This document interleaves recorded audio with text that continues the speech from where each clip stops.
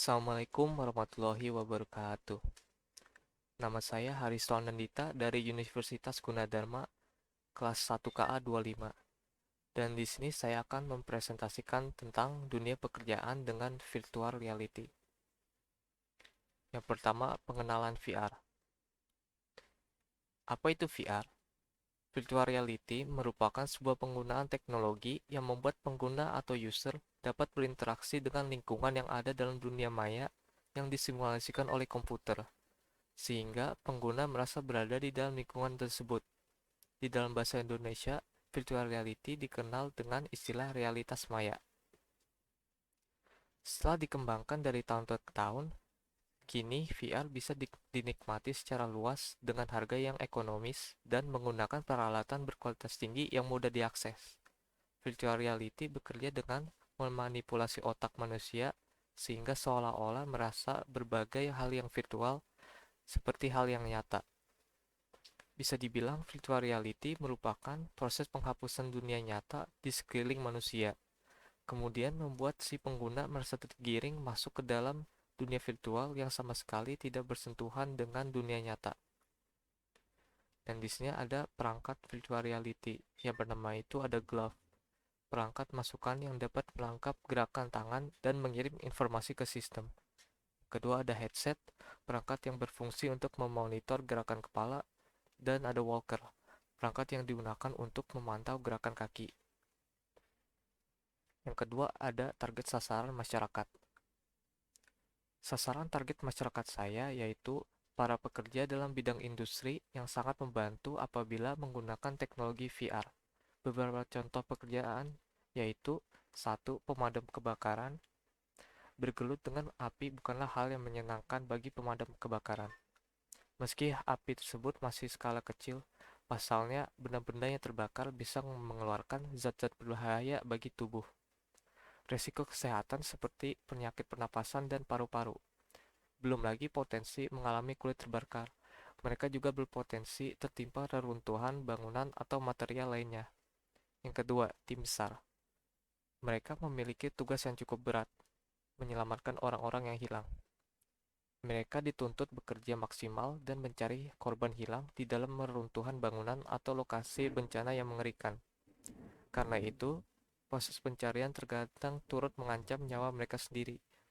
Tidak semua korban yang ditemukan dalam keadaan masih hidup. Ada juga yang sudah tewas, bahkan tertimbun berhari-hari.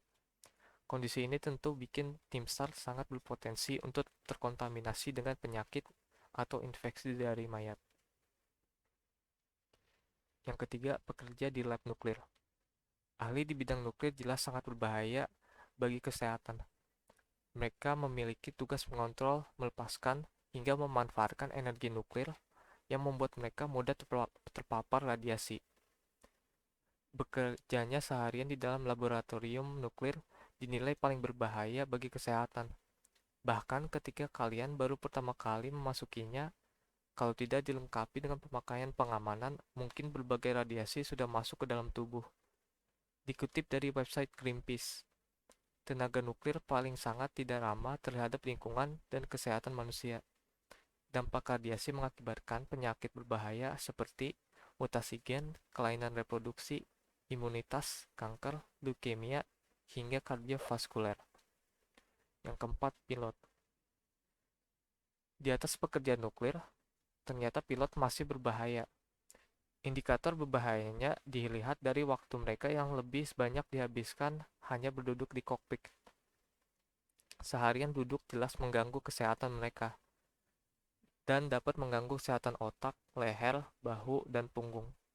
Jika mereka menjalani penerbangan luar negeri, potensi terkena paparan virus juga semakin besar. Belum lagi ketika kecelakaan, resiko meninggal dunianya sangat besar. Tetapi sejauh ini, profesi pilot masih menjadi profesi favorit karena dengan segala resikonya, itu sebanding besar dengan gajinya. Lalu yang ketiga, ada permasalahan dan tantangan. Tentu saja, permasalahan pertama kali yang kita pikirkan itu, misalkan terjadinya kecelakaan. Faktor-faktor penyebab kecelakaan kerja adalah sebagai berikut. A. Mesin-mesin yang berbahaya, suara bising dan getaran. B. bahan-bahan yang membahayakan paru-paru dan mata dan kulit. C. Luka-luka fisik dan stres. D. Terbatasnya tempat kerja. E.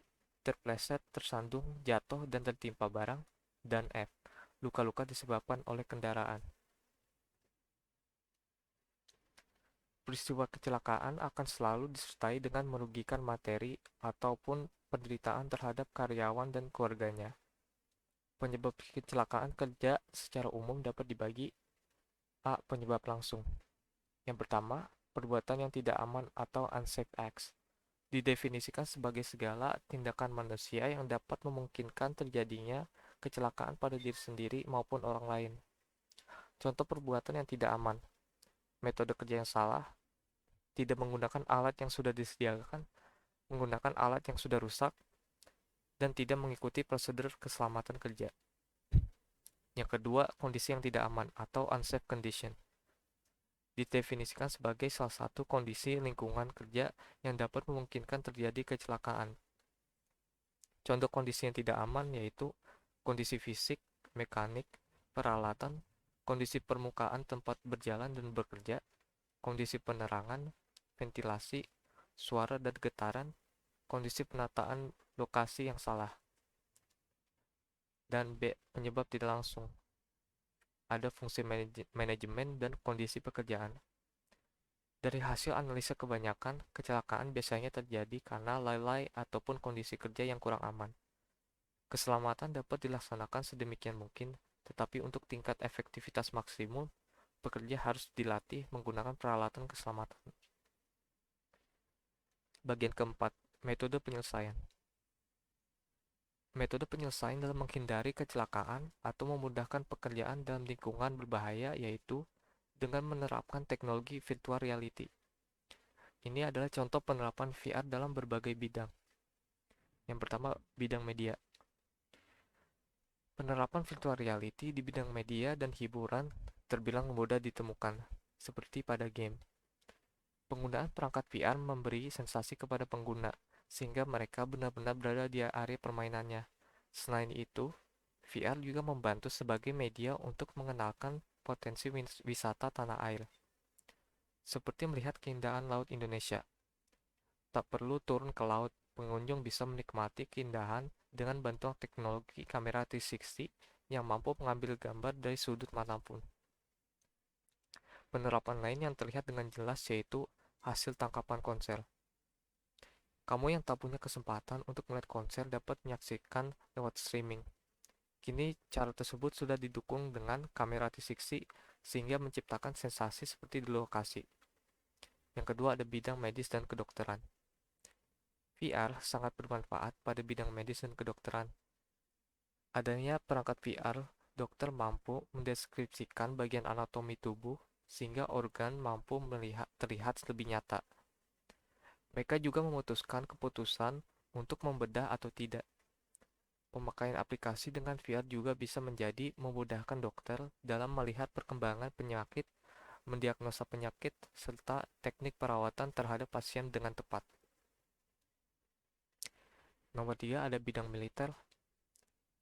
Penggunaan VR ini mampu membantu para tentara dalam simulasi perang. Meski hanya imajinasi, pengalaman simulasi perang ini terlihat nyata dan jelas.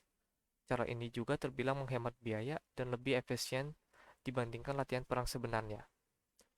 Keempat, bidang transportasi.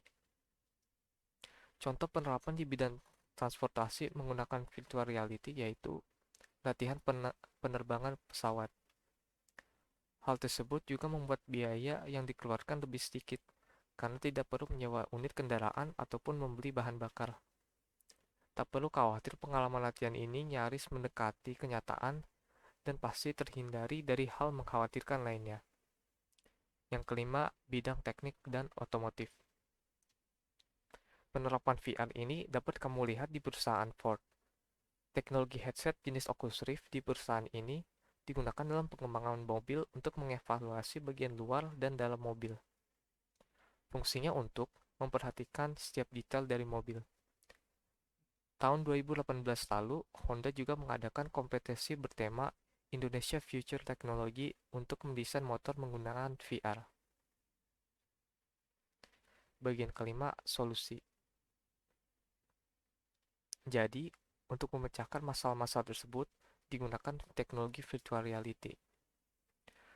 Pelatihan keselamatan kerja dibutuhkan untuk menyiapkan mental, mengurangi resiko cedera hingga kematian seminimal mungkin, hingga bekerja lebih efektif dan efisien. Sayangnya, untuk menerapkan pelatihan yang optimal, terkadang dibutuhkan fasilitas yang luas dengan biaya yang mahal. Teknologi VR mentransformasi seluruh media pelatihan menjadi objek virtual, yang berarti tidak dibutuhkan lagi media dan fasilitas pelatihan secara fisik yang pada akhirnya menghemat lahan dan biaya. Dan yang paling penting, dengan merubahnya media pelatihan menjadi virtual akan menekankan risiko kecelakaan dan kematian hingga titik nol. Jika melakukan pelatihan VR, perusahaan tidak perlu membongkar semua mesin untuk menunjukkan bagian-bagian dalam agar karyawan memahami lebih betul. Perusahaan hanya perlu menugaskan karyawan untuk menggunakan headset VR dan melakukan penjelajahan dalam virtual tersebut. Di dalam dunia virtual tersebut dapat ditunjukkan secara real bagian-bagian dan kegunaan pada suatu mesin yang harus dipahami karyawan. Ditambah lagi, karyawan dapat mencoba memegang setiap bagian mesin dan bahkan menjalankannya. Dengan begini, karyawan merasa secara langsung dan tidak hanya mengira-ngira berdasarkan materi yang diberikan oleh perusahaan. Inilah sebabnya mengapa beberapa tahun belakang ini virtual reality sangat digemari oleh banyak perusahaan. Karena VR manufaktur merupakan suatu hal virtual, maka akan lebih aman digunakan ketimbang melakukan pelatihan secara langsung di dunia nyata. Dalam sebuah pelatihan, pasti karyawan baru akan dites dengan mempraktekkan apa yang telah dipelajarinya. Saat praktek tersebut, apalagi di lapangan, ada banyak kemungkinan karyawan akan mengalami cedera akibat salah mengoperasi suatu mesin hingga ia melukai dirinya sendiri atau bahkan karyawan lain. Karena alasan ini pula, banyak perusahaan yang mulai melirik dan bahkan sudah menerapkan teknologi ini. Dengan melakukan VR training, suatu perusahaan dapat meminimalisir kecelakaan saat pelatihan yang tentu tidak diinginkan. Banyak perusahaan yang telah menggunakan virtual reality manufaktur merasa terbantu sekali dalam hal keuangan. Menurut perusahaan-perusahaan tersebut, VR training telah membantu mereka memangkas anggaran karena tidak takut jika karyawan melakukan kesalahan. Tidak hanya itu, perusahaan yang telah menggunakan training yang canggih ini juga mengatakan modal mereka kembali dalam waktu kurang dari 6 bulan. Ditambah lagi terjadi peningkatan keuntungan yang cukup drastis setelah mereka mengimplementasikan VR dalam perusahaan mereka. Karyawan yang sedang melakukan pelatihan virtual reality juga dapat berlatih kapanpun mereka mau. Tidak harus menunggu mentor di jam tertentu dan mengantri. Karyawan hanya perlu memakai VR headset dan juga konsol lalu dengan sendirinya dapat berlatih mandiri. Dengan begini, perusahaan akan lebih untung karena dapat menghemat tenaga kerja dan waktu. Itu saja dari presentasi saya. Kurang lebihnya mohon maaf. Wassalamualaikum warahmatullahi wabarakatuh.